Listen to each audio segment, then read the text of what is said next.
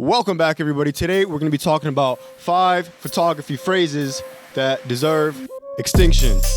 Now, these phrases have irked me for a while now because I've been going out shooting with some people, some more advanced, some less advanced, more beginner, and these phrases pop up all the time. You even hear it on YouTube videos that critique other photos or videos. And these phrases have completely lost their meanings, okay? Either because the meaning is gone, it lost its relevance, or it doesn't mean what they think it means, or it's just dumb. All right, so the first phrase I have is leading lines that draw the viewer's attention, or leading lines, or anything to do with leading lines.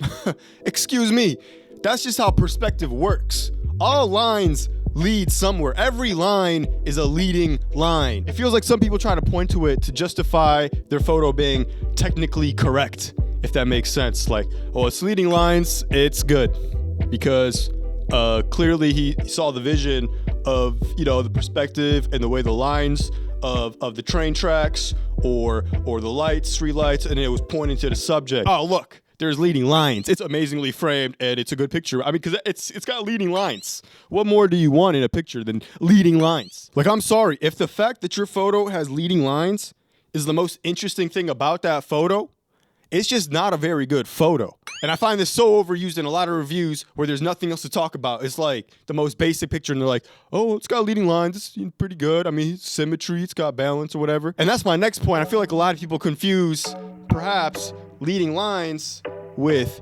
symmetry. Like, oh, I like this because it's like symmetric in some way, not because the lines are leading to the subject and my eyes can follow the lines into the subject. And it's just amazing. It's not like that. We just got to stop using the phrase leading lines because those lines have left. All right? They led and now they've passed. Okay, so the next phrase we're going to talk about today is creative transitions. This is more video focused, but bear with me here because even if you're a photographer these days, you're probably doing videos to some extent for social media. It's just how it is. Not every transition needs to be creative. Sure, it was creative the first time it was done. It's not creative anymore. The purpose of a transition is to transport the viewer from one shot or scene to another shot or scene. All right? So why are we doing all this extra stuff in the middle? It's not that deep sometimes. Sure, there's some times where a creative transition helps move the story along or gives extra context or information about the scene. But it's gotta make sense. It's gotta have some sort of logic you can follow. But a lot of times, especially on social media, this is just not the case. It's not. You might crossfade to show the passage of time. You can do a match cut to show the similarity between two otherwise different scenes. Speed ramps can be used to show quick thinking or exaggerated action in a scene. The point being, they're not just cool transitions for the sake of cool transitions.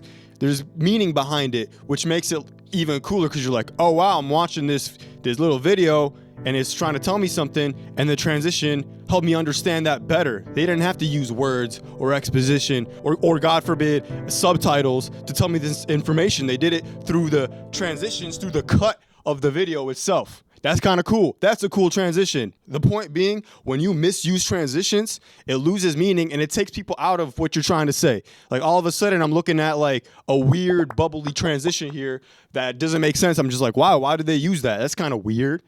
And I'm like, oh wait, what were we talking about again? And oh, boom, we're already 3 seconds into the next scene.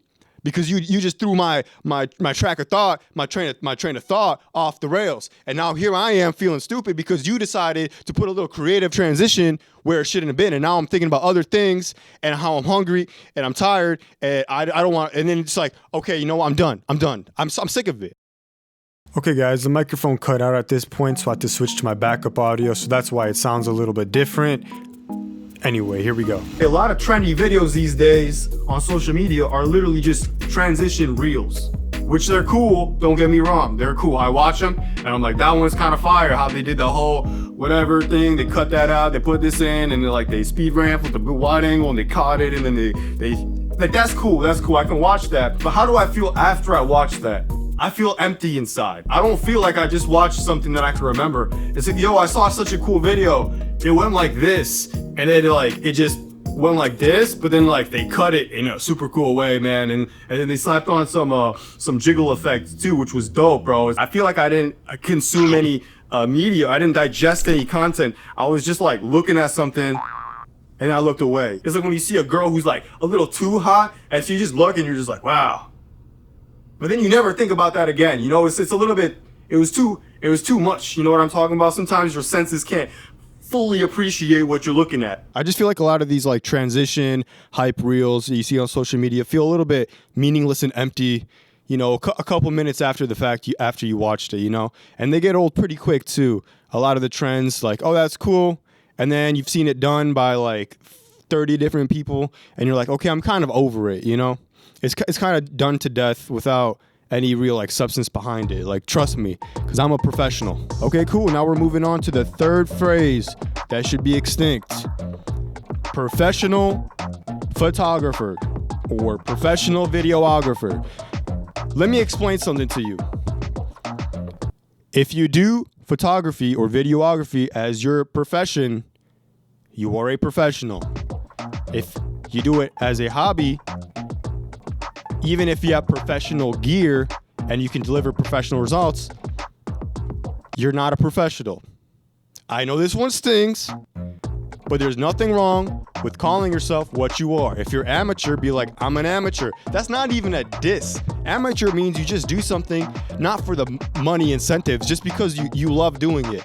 It's actually, you'd want to be seen as amateur. It means like, I'm doing it for the love of the craft. Like, I'm not doing this for the money. But professional makes it sound like, oh, I'm doing this because there's like value for it in the marketplace, which is cool. But when it comes to art, are you thinking about value in the marketplace or just like the artist's passion to create their work? And then also saying you're professional doesn't mean anything. It doesn't guarantee professional results. A lot of professionals suck. I've talked to people who have had weddings who hired a photographer, videographer, and they were very unhappy with the results. They're like, man, I could have literally hired my cousin to do it and he would have done a better job. Facts though, sometimes, you know, but like, oh, they're the professional ones apparently. This whole term of professional as a label of quality, I think is completely overrated.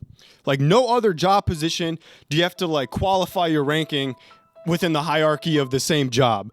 Like, nobody, except for athletes, you know, it's like, oh, I'm an athlete. It's like, oh, great, you go to the gym and shoot hoops with your buds on the weekends. That's great.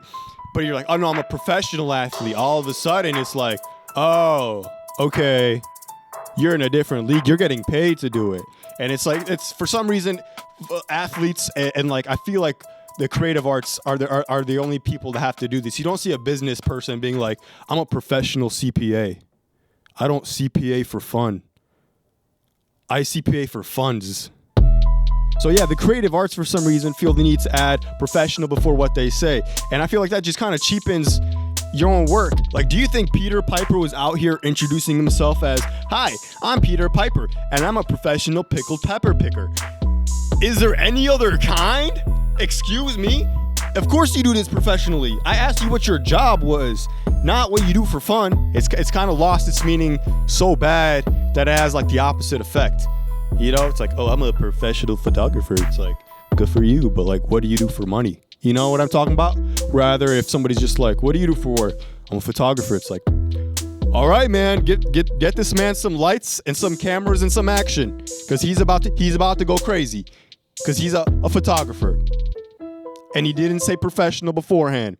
All right, guys, so we've made it to phrase number 4 that deserves mass extinction from our vocabulary. And this one is, maybe you should break the rules. Maybe you should try shutting up.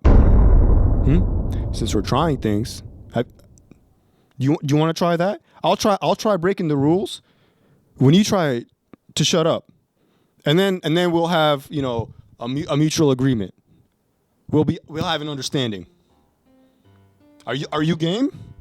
I hear this one mostly from people I'm doing photographs of, or people who ask for critiques who don't really know too much about photography or videography, which is already kind of iffy, because like a lot of times the feedback they'll give you back is just like, I don't know, it looks good.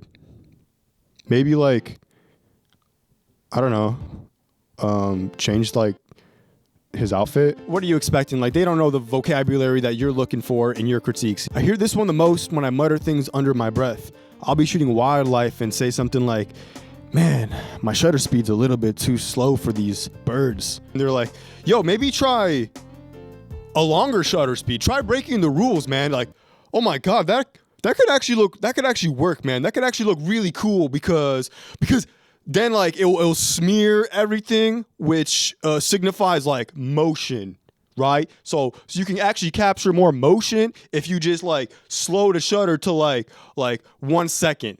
You know, catch the bird. I mean, you're gonna have to be pretty good with the pan, right? But if you follow that bird with 1 second, boom, you have a creative shot. I can't believe you never thought about this. Like, you're really beholden to these rules that other people put on before you, and you just have to open your mind to find creativity. But you're locked inside these rules. Okay, I've calmed down.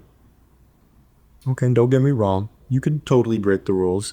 That's how a lot of creative thoughts come about. But my problem with that is, at what point does breaking the rules turn into it looking like you don't know what you're doing? I try to post frequently online. And if I'm constantly breaking the rules, it's not a stretch to say people might just think I don't know what I'm doing. You know, you have to kind of establish a presence or a body of work that people compare each next post to. You can't just be breaking the rules from the start and have people be like, oh, this is hard. Usually breaking a rule is for overcoming a limitation, you know? If you're shooting like a video and you just do not have enough light, and so you lower your shutter speed to let's say you're shooting 30 frames a second and you lower your shutter speed to like 1/50th or 1/40th, that could be a creative decision. That's like breaking the rules to solve a problem, you know? To get that extra stop of exposure. That's one thing. You can also use that for just creative effect. Like if you're trying to show like a sluggish mind, you can shoot like at a slow shutter speed to get like a kind of dreamy, warped, kind of disorientated feel. Through pictures or videos. You know, that's like breaking the rules because you want it. You're not just like, I'm just gonna actually leave my lens cap on. I'm gonna do like a whole album of just black because I left my lens cap on, and the art in that is showing that like sometimes you forget to do the very first step, and then this is like art, and then you just have like a photo book of just like black pictures and you title it, oops, I left my lens cap on. Like, I know technically taking your lens cap off isn't like a rule, but you can substitute that with like anything else. You want your subject in focus. That's a pretty, you could argue that's a rule. Yeah, your subject, like the eyes, you want the eyes in focus. That's a general rule that a lot of people follow, and even your camera might have eye autofocus because it's so much drilled into us. That's how you take portraits or animal shots, like get the eye in focus. You can be creative if you don't want to focus on somebody's eyes. Let's say to have a more interesting feature, you can focus on that. Is that breaking a rule? Yes. Are you doing it intentionally?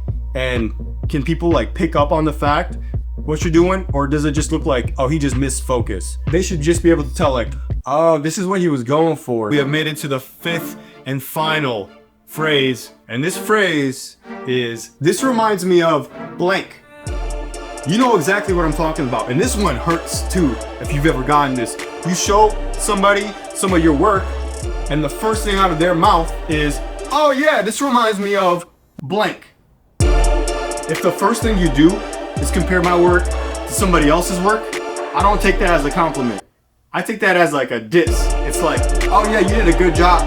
Use a little pat on the back. You did a great job on this picture, but this isn't really you, right? Like you got this from somebody else. Like they did it better. And it's the worst when it's completely unrelated. Like you don't even see how they made the leap, or it's like such a weak thread they're following to try to be like, oh, I have nothing to say about like this picture you're showing me, but like, hey man, it reminds me of this other thing that I'm more familiar with. I don't care what medium of art you do. If you draw, if you paint, if you photographize, if you dance, this is like the worst feedback you can receive and that you can give. Most of the time, it's super surface level too. Like if you're trying to call me unoriginal, at least just have the balls to say that to my face. But like, don't even tell me that to my face. Like just say like, yo, I don't like it. Why do you even have to like encode it within another message? I'm just trying to make sense of I asked you a question and then you gave me like nothing. I feel robbed from. You just wasted my time, and I had to listen to you talk about something else that I wasn't even talking about. Like, what are we doing? You can take a crazy portrait of a peacock wearing a flannel in a studio that you took, and you're like, yo, check this out. What do you think of this crazy shot? It was like crazy. And then they'd be like, oh, yo, it reminds me of like Nat Geo. The only association is like, what's an animal? I know like Nat Geo does like some animal stuff. It reminds me of it. Is that a compliment? Is it a compliment to have your work be compared to, even if something is good, it feels like you didn't do the work. It's like, oh, well, you're clearly just an imitator. I mean, maybe the feedback is like, oh yeah, you're just like too unoriginal. Like, you don't have anything that speaks to your style or to your august body of work. But like, real talk, if somebody says, nice imitation, is that a compliment? That's gotta be a super backhanded compliment. They're saying you did a good job at it.